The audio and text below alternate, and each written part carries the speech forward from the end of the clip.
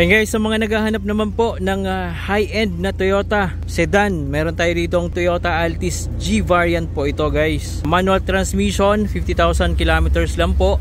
So pakita lang sa inyo guys yung loob. Naka 2-tone leather seat po ito.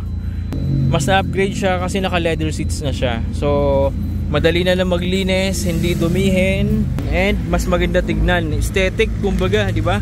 So ang ganda ng kulay brown, nag-match siya dito sa lighter color ng shade ng interior niya na which is light brown. And guys, yung kanyang carpet, malinis na malinis, hindi na baha, hindi na baboy, talaga naingatan.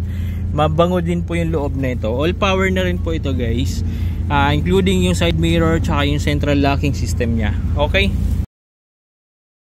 Then working lahat ng gauges, 55,000 km mileage.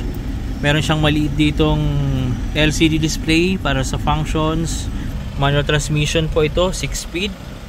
And meron tayo ritong dash camera, dashcam. Ayan, makikita nyo. So mas maganda to na meron tayo nito para sa safety natin. Nakamichi po yung brand nito. Okay, so napakaganda ng interior nito guys, ang sariwa. Ito po mga boss yung engine nya, talagang stable na stable. Napakaganda ng andar, tahimik yung makina niya. Kahit tumaandar talagang tahimik. Malamig yung aircon, malamig hanggang dito sa tubings.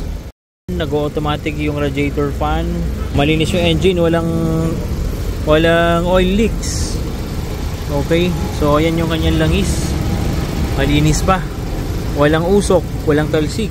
Nakakulant din po ito. Kung makikita nyo guys, kulay red yung kanyang coolant na ginamit.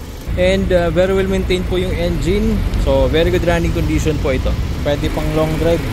Ang price lang po nito is 550,000. Negotiable pa po ito if cash payment. Okay, pwede rin tayo rito installment. Mag down payment na kayo dito guys ang 165,000. Monthly amortization nyo lang po is nasa 13,000 for 48 months. So napakababa po ng monthly, kayang-kaya na po. So i-avail nyo na ito guys. Of course, free transfer ownership din po tayo.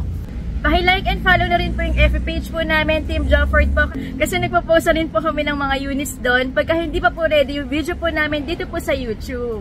Abangan nyo po ulit yung next upload po namin. Maraming salamat po. Paalam.